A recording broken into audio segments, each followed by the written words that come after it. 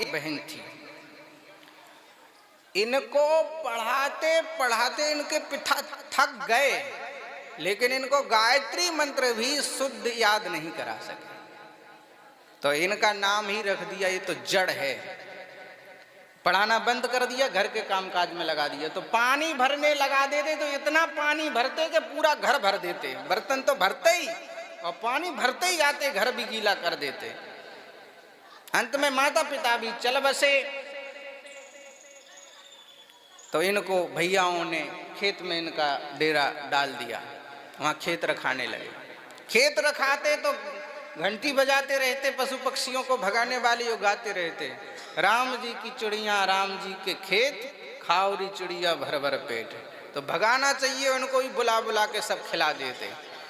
भाइयों ने फिर विरोध किया कि ये तो यहाँ भी ठीक नहीं कर रहा है, तो वहाँ से भी निकाल दिया। अब विचरण करने लगे।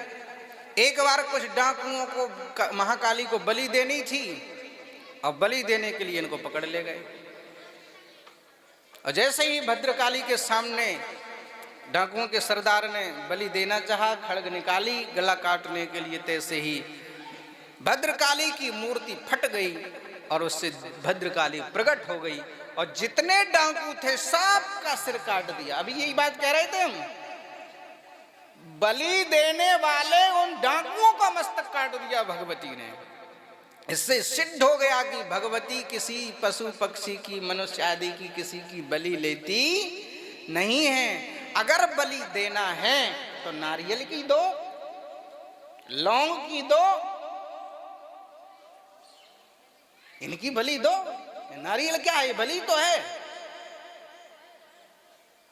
खून नहीं पीती भगवती, और सबका वध कर दिया। और भगवती ने कहा कि भक्तराज हमसे देर हो गई हमें आने में, तुम्हें कष्ट देना चाहते थे। बोले ठीक है, देर तो ठीक है। बड़े दुखी हुए, प्रसन्नता नहीं हुई क्योंकि आपने इनका वध कर दिया। माने जड़भरत जी महाराज ने कहा कि माँ इनका संहार समाधान नहीं है, माँ इनको भक्त बना देती तो कितना अच्छा होता, और न जाने ये भक्त बन के कितने लोगों का उद्धार करते, कितने लोगों का भला करे। तू तो समर्थ है, तू तो भक्त बना सकती थी। अंत में वहां से मां अंतर ध्यान हो गई, इनको लाड़ प्यार करके, और फिर विचरण करने लगे। एक बार सिंधु सोवीर देश का राजा रहुगण पालकी में बैठ करके कपिलाश्रम ब्रह्म की विद्या सत्संग करने जा रहा था।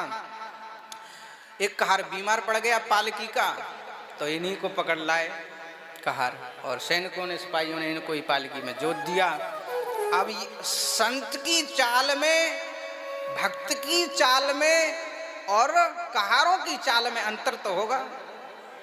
अब संत हैं ये तो एक एक पग फूंक फूंक के रखने वाले, कोई चींटा चींटी कोई जीव जंतु हमारे पैरों के नीचे आके न मर जाए, इसीलिए उन बड़े सावधानी पूर्वक चलते थे। कहीं कोई चींटी चींटा नीचे दिखता तो जोर से उस छलांग लगा देते, छलांग लगा देते तो पालकी में बैठा हुआ रहुगण का जो मस्तक है वो पालकी में टकराता। इतना क्रुद्ध हो गया, इसने कहा कि ये कौन कहार ऐसा उत्पात कर रहा है जो मुझे पशुओं की भांति पालकी में ढो रहा है। ध्यान रखना खबरदार, मैं सब इतना दंड दूंगा उसको कि वो याद रखेगा। अंत में बार बार उछले, माने नहीं। सिपाहियों ने कहा, भगवान, कहारों ने कहा हम तो नहीं उछल रहे, नया कहार आया यही उछल रहा है। पालकी से ढूंढ करके नीचे देखा तो जड़भरत जी महाराज के शरीर पर एक मोटा सा जनेऊ यज्ञोपवीत का दर्शन हुआ। सोई पालकी से कूद पड़ा, कहा भगवान ना हम विशंके सुर राज वज्रात वज्रांतरेक्ष शूला नयमस्य दंडात। ना तो मैं देवराज इंद्र के वज्र से डरता हूँ, ना भगवान शिव के त्रिशूल से डरता हूँ, ना यमराज के दंड से पास से डरता हूँ, ना मैं नरक जाने से डरता हूँ। मैं तो केवल डरता हूँ तो ब्रह्म कुलाभ मानाद, मैं किसी ब्राह्मण कुल के अपमान से डर लगता है।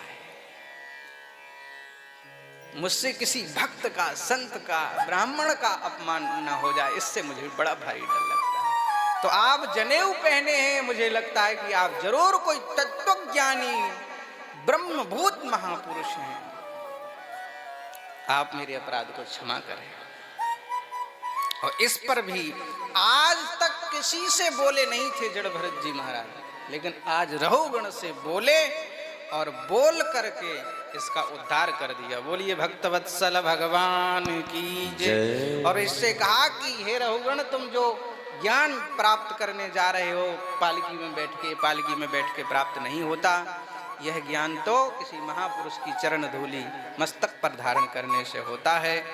अंत में रहुगण जड़ भरत जी महाराज के चरणों में लौटने लगा।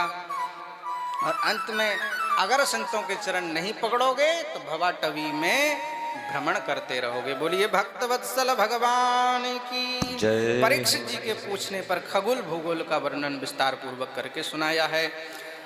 राजन 7 द्वीप और 7 समुद्र हैं इस पृथ्वी पर। जम्बुद्वीप, प्लक्षद्वीप, कुशकद्वीप, पुष्कर द्वीप, केतुमाल द्वीप और क्रौंच द्वीप, सालमलिक द्वीप और ऐसे द्वीप हैं। जम्बू द्वीप की मणिकर्णिका के आगे 9 खंड हैं। इलावर्त खंड, केतुमाल खंड, उत्तरखंड, कुरुवर्ष खंड, भद्रास्व खंड, हरिवर्ष खंड। इन खंडों में भगवान के अनेक अलग अलग रूपों में भगवान विराजमान हैं और इनके पुजारी बन के अनेक भक्तजन इनकी पूजा करते रहते हैं। इसी भारतवर्ष में भगवान नरनारायण रूप में प्रकट हुए और आज भी बद्री विशाल में विराजमान होकर तप कर रहे हैं। बोलिए भक्तवत्सल भगवान की जय। और समस्त भारतवासी नरनारायण भगवान की आराधना करते हैं। भुवन कोश का विस्तार पूर्वक वर्णन करके सुनाया है। गंगा जी के अवतरण की कथा विस्तार पूर्वक सुनाई है। भिन्न भिन्न वर्षों में होने वाले भगवान के विविध विविध अवतारों की चर्चा भी यहाँ पर विस्तार पूर्वक की है। आगे चलकर इसी 5म स्कंध में ग्रहों की स्थिति, ग्रहों की गति और राशि काल का वर्णन करके सुनाया है। अन्य 6 द्वीपों का भी विस्तार पूर्वक वर्णन करके सुनाया है। सूर्य के रथ की और उसकी गति का वर्णन करके सुनाया है। भगवान शिशुमार चक्र का वर्णन राजर्षि परीक्षित के पूछने पर सुनाते हैं। परीक्षित, इस पृथ्वी से 7 लोग ऊपर हैं और 7 लोग नीचे हैं। ऊपर से नीचे तक की जो दूरी है इस पृथ्वी की, संपूर्ण ब्रह्मांड की जो दूरी है वह 50 करोड़ योजन की दूरी है। नीचे से ऊपर तक 14 ब्रह्मांडों की जो दूरी है वो कितनी है? 50 करोड़ योजन की दूरी है। और इस पृथ्वी से 99,000 योजन नीचे यमराज की संयमनी पुरी है और वहीं पर 28 प्रकार के नरक हैं कुछ दूरी पर। कितने नरक हैं? आप ये नहीं सोचना कि 28 ही नरक हैं। मुख्य नरक 28 हैं।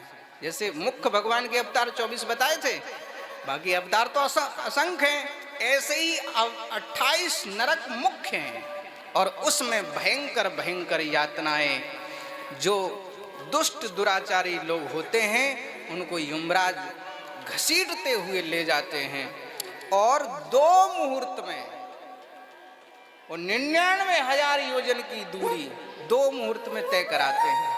कितनी तीव्र गति से घसीटते होंगे, दौड़ाते होंगे उसको कि 99,000 योजन की दूरी 2 मुहूर्त में पूरी हो जाती है और यमलोक में ले जा करके आग से धनकती हुई भूमि पर उसको फेंक देते हैं।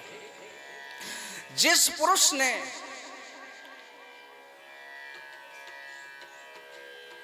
पर धन पर स्त्री का हरण किया है उसको वहां लोहे से धनकती हुई स्त्री का आलिंगन कराते हैं यमदूत।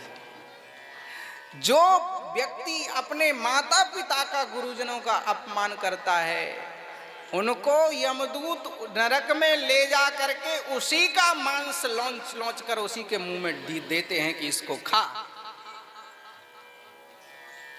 ऐसी भयंकर यातनाओं का जब वर्णन किया भगवान सुखदेव ने तो राजर्षि परीक्षित जी व्याकुल हो गए।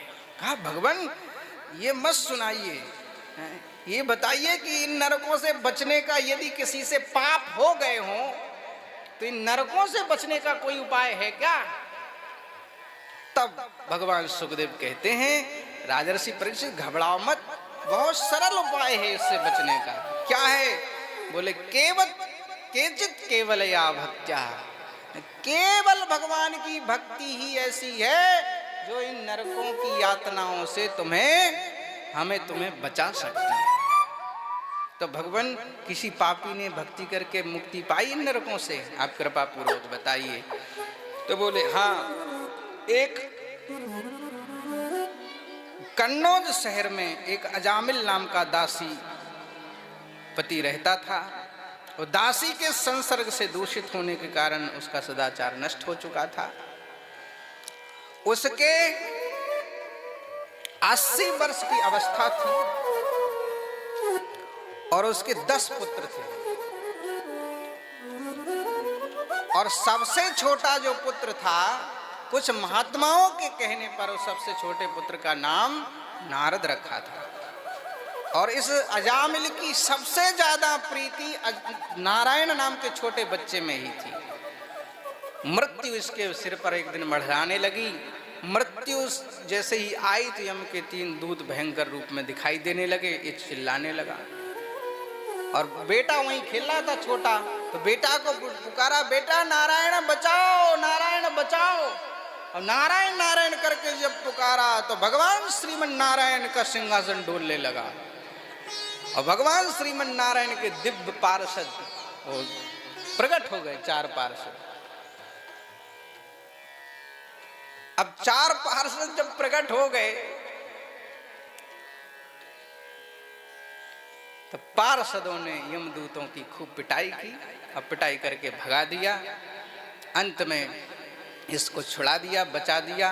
भगवत पार्षदों का संवाद भगवान के पार्षदों को देखा था, इसलिए में अंत में इसने हरिद्वार क्षेत्र में जाकर के भगवान का खूब भजन किया और भजन करके इसने अपना शरीर छोड़ दिया और भगवत धाम की प्राप्ति की। बोलिए भक्तवत्सल भगवान की जय। भगवान इस जगत के स्वामी हैं। आगे अनेक